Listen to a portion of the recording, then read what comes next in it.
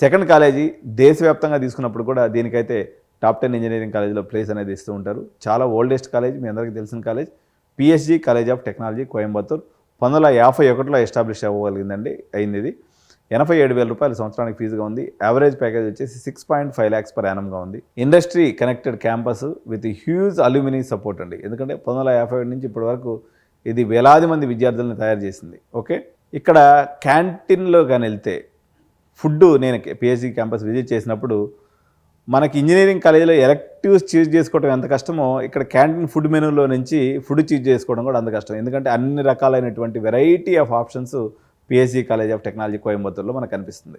So third campus వచ్చేసి Coimbatore institute of technology CIT Coimbatore. ఇది institution వచ్చేసి 1956లో ఉందండి.